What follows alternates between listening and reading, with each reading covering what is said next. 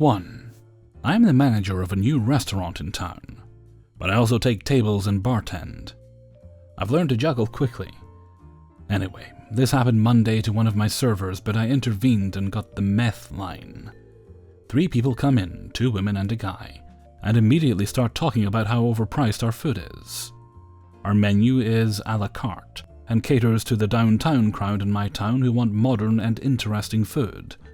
They also said they were drunk, which I didn't hear. The server that got stuck with their table is new and didn't really think to turn them away because she wanted the business. Anyway, from the bar I could hear them complaining our food wasn't what they thought as they browsed the menu. They ordered, so I didn't think twice about it and kept busy making drinks. When the server ran their food, I saw one of the women getting upset and shoving her tray, so I immediately stopped what I was doing and went over there. She claims she told the server she was allergic to fish, but my server was trying to serve her fish. The lady said she wanted everything on the fish dish minus the actual fish. I was confused and asked her to clarify, and she threw a wadded up napkin down and said she wanted chicken. We have multiple chicken dishes, so I asked her to clarify again. Through trial and error, I managed to drag out what she wanted. Meanwhile, the guy with her, who I've now noticed is definitely drunk, starts waving his hand telling me to go away and that everything's fine.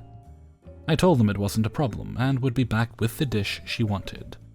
We have an open kitchen, so I couldn't ask the server about it without pulling her way back, and she told me the lady was yelling at her, telling her our food was disgusting and she was disgusting.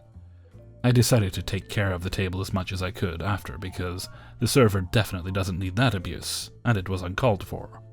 I ran the lady her new food. She said, "This is it?" Yes, that's it. She wanted vegetables, peppers specifically. I asked what kind and she yelled, "Peppers!" again. I was like, okay, bell peppers, we don't have those, they're not authentic to the area our menu is from. She rolled her eyes and had me list every veggie I could get her, and I did. I ran her the sides of veggies that were specifically prepared by the kitchen. She shoved the tray and asked for cheese again, told her it wasn't standard but got her cheese. 5 minutes goes by and their server walks by and asks if they have room for dessert. She's an angel and upsells like a champ.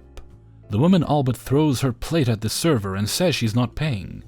I walk over and the other woman gets up and says she's leaving.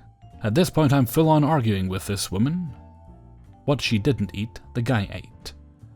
The only thing she didn't eat was the chicken dish, which she chewed up and spit out in a napkin and shoved it in my chest while saying, "Here's your fucking chicken." At this point the guy tells her to shut the fuck yo and he leaves. I'm having a stare down with this woman. I told her she needs to leave. She crossed her arms and told me to call the owner because he wouldn't dare stand for me to talk to a customer like that. I told her I'm more than capable, but she kept insisting, so I did. He asked what was going on, and as I'm explaining, she's shouting, "That's your story? Bullshit, you're such a liar. I'll have you know I lived in that area and they have peppers." My boss is confused, and to get some peace I stepped in the kitchen, which is open, remember? As I turned around I saw her hair whip and she was gone. There was a brief "oh shit, they didn't pay the bill" moment, but to get them gone I was gonna swallow it. As soon as I hung up with my boss, the 2 servers working came back and were like, "She stole the cup." We have these specialty cups for one of our drinks, and it's an ooh and aw thing. Anyway, she mixed all 3 cocktails on the table together and ran out the door.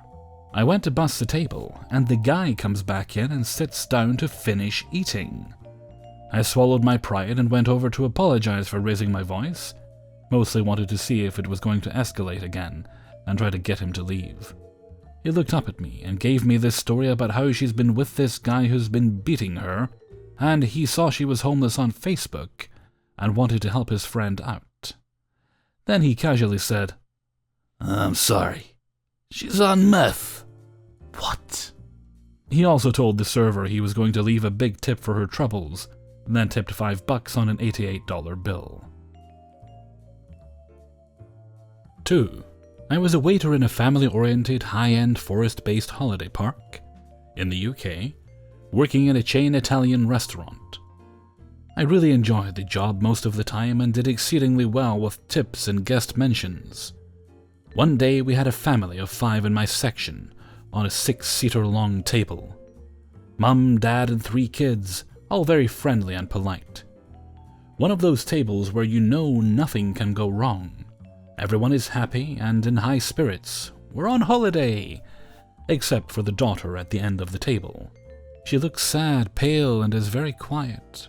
We do the drinks order and go straight to mains. Everything comes out in a timely fashion. It's all looking good. I can carry somewhere between 3 to 6 plates at once, depending on what's ordered, and could manage 4 of the 5 dishes at once. The food hits the table, except for the sad daughters. Everyone has what they expected, and were waiting for me to return with the last dish before they begin. Moments later, I'm back with her pasta. I place it in front of her and assess the amount of liquid left in each person's glass. Now, would anyone like more drinks or any Parmesan cheese? Then it happened. The poor, pale daughter must have had a whiff of her dinner and it turned her stomach. She threw up everywhere. All over her food and the table, with it splashing over the rest of the family and possibly their dinner. There was a brief pause for a second while everyone processed what had just happened. Would you like me to remove the food? The father nodded, and I picked all the plates back up. Could do them all at once now they could be stacked on top of each other, and headed to the back of house where the plates are scraped and prepared for the dishwasher. The manager has seen me walk past him minutes ago with plates full of food, and then minutes later with the same plates going back. He looked concerned and tried to stop me, but I told him I'd explain shortly and plowed on. I dumped each meal in the bin with the vomit-covered one last, so it was visible to the manager. They didn't trust the staff. And rushed back to the table to clean up all the sick that was there. Daughter and mother were missing, in the bathroom cleaning her up, I believe. And as I wiped down the table and disinfected everything, the father apologized and said she wasn't feeling well, but they didn't expect her to do that. I told him not to worry, these things happen. Table was clear and clean, and mother and daughter returned. I came back and asked what we were going to do now. Clearly no one was in the mood for eating after seeing the daughter projectile vom, so they decided to call it a day and take her back to the villa and eat there. The father stated he was happy to pay for the meals. I told him I'd see what I could do. Went back to the manager, who was obviously concerned and everything about the poor girl getting sick on her meal. His first thoughts were, "Did everything have to be binned?" "Yes, boss, it was all contaminated." Would they pay for their meals? Doubtful, boss. They didn't even get to try them. He sent me back to try to get them to pay full price for the whole meal. I didn't want to do that. We have a daily amount of wastage purely for incidents like this, and it was no one's fault, really. I went back to the table and explained to them that I thought they should pay for the drinks only, seeing as no food was consumed. The father reiterated his ability to pay, and I assured him I could convince the manager otherwise. Went back to the boss man. "They're not happy, boss. Not sure we should charge them for what they didn't eat." He huffed and puffed, and eventually removed all 5 meals from the bill. I gave them the bill, which was around £20 for the drinks, and they left happy as they could under the circumstances, and left a nice little tip for me too. Poor girl. 3. I have been working for a wonderful family-owned restaurant and bar for about 2 years now, and this is a first for me. I really wanted to share because these people were so kind, and they deserve some recognition for how awesome they were. Let's set the scene. I was waitressing. It was a slow night, and the people who came in were not the best tippers. If that is okay to say, I'm talking 10% and below on $20 to $40 checks. I'm not trying to sound money hungry or anything, but your girl has to eat and pay bills. Most of the patrons who were coming in were really rude and needed a lot and talked down to me, which did not help my mood. I was a closer that night, so I cut all the other waitresses and took the few tables that wandered in. It was 25 minutes until kitchen closes when 2 young women walked in. I sat them at a booth, carded them, joked about the out-of-state license, and got their drinks. They were really kind from the start, joking and explaining this was their night out so they needed to go crazy. I got them settled and went to go check on my only other table, which had cashed out. I went to collect the credit card slips and cash tips lying on the table when one of the patrons asked for another beer. I told her the price and she said to me, "Just take it out of your tip." I was confused and angry. I almost started crying because I already had hardly any money in my pocket to begin with, and this woman told me to take money for her drink out of the tips that she left me. I know it sounds bratty, and I get that it's her money, but please don't put a cash tip on my clipboard and then tell me to pay for a drink with it. Especially when you call them my tips to begin with. I went back to check on my other table and served them their food. My mood was back to sad, so I started to joke with the pair again. We chatted and laughed. One girl got another drink, and we were getting along really well. My night was improving because these women were treating me like a human being, and I was having a great time chatting with them. It got to the point that they were my only table. It was 20 minutes past kitchen close, the bar stays open. The pair were waiting for 2 more friends, and I really wanted to go home after such a spotty night. I explained to the 2 women that my shift was over, and that they can close out with me or I can transfer them to the bar. They asked to cash out with me, since we are waitresses and get that you want your tip. I then sat down next to one of the 2 women and asked her if she wanted to hear a wild story that just happened because waitress to waitress. I needed to complain. The woman said she had a plethora of crazy stories and she'd love to hear more. So I told her about the lady that just told me to pay for her personal drink out of my tips. I thanked her for letting me vent. We joked a little more. Then I dropped their bill off and went to do the rest of my closing side work. When I came back, she handed me the clipboard and told me to keep the change. The change was $60. I immediately rushed back over and told her I would only accept $5 and that $60 is way too much. That they had been so kind and that was all I needed. She told me that I deserved it. They were perfectly content, and that she always makes sure she has extra cash to do this for waitresses she likes. I apologized and told her that it looks like I complained so that she would give me a good tip, and that I was sorry if I put her in a bad situation. She told me that was not the case. She felt no pressure to give me such a tip, and to take the money. So I bought her and her friends bazooka bombs, since it was their night out, to thank them. I am so grateful for the kindness and friendliness of that table. They took my really shitty day and made it an even better one through their kindness. I will make sure that I pay their generosity forward, so that I can maybe brighten up someone's day like they did mine. To the 2 women in the booth, thank you, and I hope your lives are as awesome as you guys are. 4. Back in the summer, I worked part-time at this small restaurant, which looking back was extremely sketchy, but I had a shitty fast food job prior to that, and I was desperate to get a new job and leave the old job. Since the restaurant was really small, a bar and about 10 tables, maybe less, my boss would only have 1 server work since they hardly ever had the need for 2 servers at the same time, and it wasn't uncommon to have just 1 person or even no one in the restaurant. So there was just 1 guy sitting in the bar chatting with my boss. Since there wasn't any need for me out in front and I didn't want to just sit around, I went to the back to load some dishes in the dishwasher. As I walked to the back, I told my boss I was going to be washing dishes if he needed to get me. I grabbed the bin of dirty dishes, headed to the back, and started to clean up as usual. I looked up and saw the customer standing in the doorway. Before I could ask him the usual, "How can I help you?" this balding bag of sweat says, "Hey, since you're a woman, does washing dishes come naturally to you?" Now, I've worked in the food industry since I was in high school, so I would consider myself pretty used to weirdos and creeps, to the point where I stopped giving a shit about keeping the customer happy and do whatever the fuck I want when I feel like someone is out of line. I looked at him and said, "I don't know, does being a chauvinistic ass come naturally to you since you're a man?" He laughed and told my boss, "I think your server is mad at me." So I told my boss what he said, and he told the customer that what he said wasn't cool or funny. I get how someone can say that as a joke, but I didn't know this guy personally, so it's kinda weird to say that to a stranger. For the rest of the time the customer was there, he just kinda avoided me and tried to apologize. That was soft compared to the stuff I've dealt with previously from other customers, but I'm still happy with how I replied to him. My mom thought it was hilarious when I told her, so hopefully y'all liked it too. 5. I'm a chef, not a server, but this belongs here for sure. I work for a big fancy bar and we do a lot of private events. We have a very straightforward event questionnaire and catering menu for them to choose from. Most parties are super easy because the space is beautiful and we've got every liquor imaginable and our food is good. So people just pick what they want, set a time, and we take care of the rest.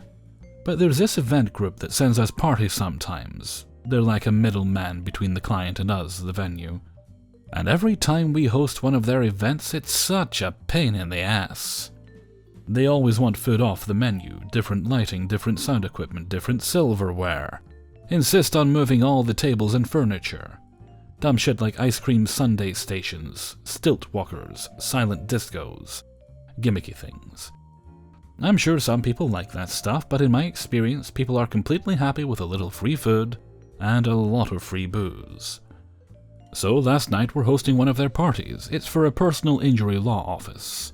They're doing their typical bullshit, complaining about lighting, bringing in their own high tops, asking us to move the piano to another floor. They've, of course, ordered food that is not normally on our catering menu. Let me just take a moment here to bitch about this. I, as a chef, put a lot of thought into my menus. The catering one is full of food that will be good and hold up after sitting for a while. There are things like shredded beef and chicken that hold in a hot well, and there are things that do not.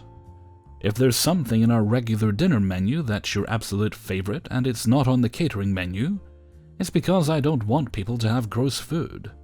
Risotto is not a buffet item. Nachos get soggy. Scallops? You want me to put this beautiful scallop in a chafing dish?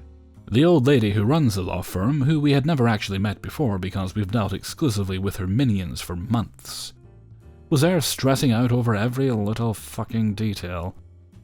We have booths that have curtains. She wanted me to remove them because curtains that close are asking for trouble. I told her they don't close, their decoration. She harumphed and complained that the lanterns buzz. Old bitch wanted all the apps passed. I told her polenta cakes with red sauce aren't the best past food. She didn't care. Also not the manchego tarts that ooze with cheese and saba. She's also ordered the shrimp skewers but didn't want garbage cans ruining the decor. So there are picks and napkins of red sauce piling up on every surface, which is now my problem according to old bitch. My apron pockets are soon stuffed with grilled tomato and soggy skewers.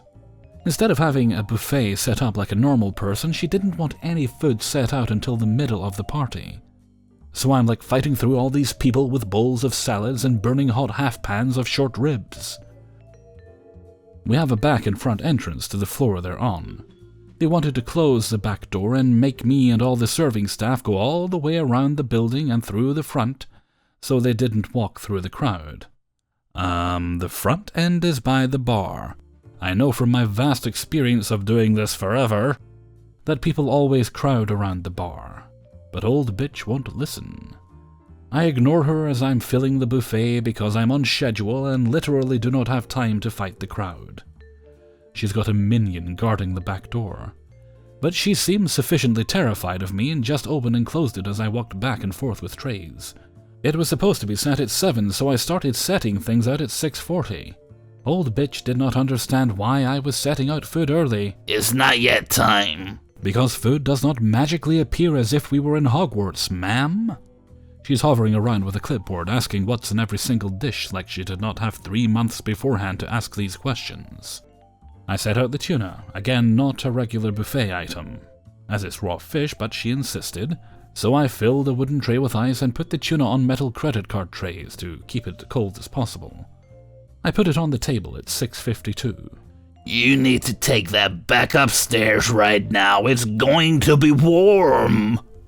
I can still hear her voice in my ear, like the gravelly old bark of someone who's been smoking for decades. I can't even muster my fake customer service smile. I grab the trays off the ice, go back into the kitchen, and leave them on the counter for 8 minutes, and then take them back down to the ice in passive, petty compliance. She's very disheartened to hear is marinated with soy, as there's someone who's celiac. Again, woman, had you told me before and not as I'm placing it on the table, I could have changed things. Now the very best. There are some black and white art prints of nude women in our bathroom on the party level. There's bare butt, but no nipples or vagina. She asks us to take them down. We say we can't, they're printed on metal and bolted in the wall, and this old twat stations a man outside of the bathroom to direct everyone to the bathroom upstairs. Because the butt. No one must see the butt. I get all the food out, and I'm helping upstairs because their party is almost over, and we're busy on the other level with regular service. They're supposed to be out by 9, and then a DJ needs to set up down there for a different event. At 7:45 we're supposed to send out past desserts and wrap up. At 7:40 one of the servers comes into the kitchen and tells me she needs a plain unseasoned chicken breast, and a non-starch veg for some lady at the party, and also that the old bitch is complaining that the buffet is almost empty and the execs haven't arrived. I throw a chicken in the oven and some Brussels sprouts and go downstairs. And old bitch is perched on a stair above the buffet table, screaming out ingredients to people like a mad parrot. When she sees me, she rushes over and says, "We need everything refilled. The executives are on their way." I say, okay, I can get you some more of most of this stuff, but it will be an extra charge, as I've already served you everything you ordered, and just so you know, we have another event at 9. "What?" she says. "You're going to have to tell them to come back later." I plastered on my smile and said, "I'm sure the time is on your contracts. Why don't I go get the GM for you?" As I'm walking away, she grabs my elbow and asks, "What about that special meal? I asked for it 5 minutes ago." I take a deep breath and remember to smile and say, "We don't have unseasoned food on the menu, so I am cooking the chicken now. It'll be about 10 minutes more for the chicken to cook." Her eyes bulge, and I pull my arm from her grasp and escape. I plated up the desserts and got the hell out of there. My GM said everyone had a great time at the party except old bitch, who patrolled the entire time, stressing everyone out. Dear old bitch. Next time, just let the professionals do their jobs and enjoy your party. Grab a cocktail, eat some food, and spend time with your guests. Seriously, we got it. Hey everybody, Hellfreezer here, and thank you very much for listening to Spinning Plates number 39. And thank you very much to everybody who allowed me to use their stories in this video. Well, I discovered as I was recording this latest batch of stories that Stargate Atlantis is up on Amazon. Well, I knew it was up on Amazon, but I'd added it to my queue and forgot about it. And I like to take little breaks in between recording, rest the voice. And as I was doing so, I clicked on one of those, and I've essentially been watching multiple episodes while in between recording, not while recording, because obviously that wouldn't work very well. And that's what I'm probably going to end up doing with my weekend off, maybe. If I get the weekend off, as if I get everything done in time. They don't have the Red Star SG-1 on there yet, annoyingly, but they do have Atlantis, which I did thoroughly enjoy. I liked most of the early cast, the original cast. Not that the later cast was bad, it's just, you learn to like a group and then it changes and it's annoying. Okay, and with that I'm going to head off for now. So until next time, thank you very much for listening, and take very good care of yourselves.